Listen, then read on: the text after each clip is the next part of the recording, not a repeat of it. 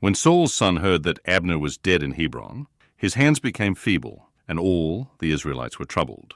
Saul's son had 2 men who were captains of raiding bands.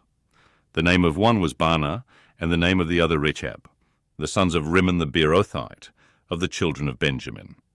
For Beeroth also is considered a part of Benjamin, and the Beerothites fled to Gittaim, and have lived as foreigners there until today.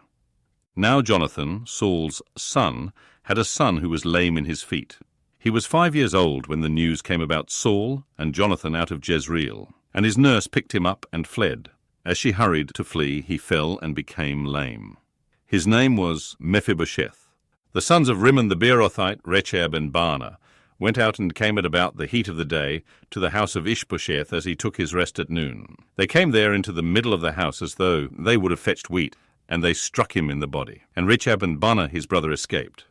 Now when they came into the house, as he lay on his bed in his bedroom, they struck him, killed him, beheaded him, and took his head and went by the way of the Arabah all night.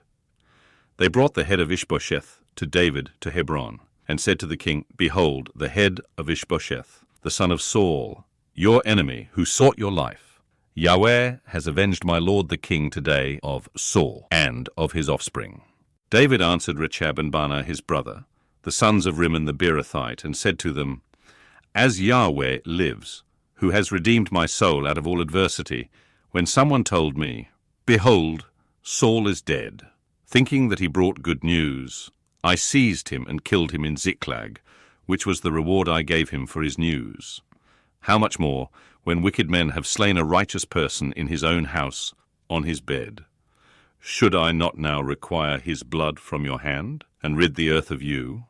David commanded his young men, and they killed them, cut off their hands and their feet, and hanged them up beside the pool in Hebron. But they took the head of Ish-bosheth and buried it in Abner's grave in Hebron.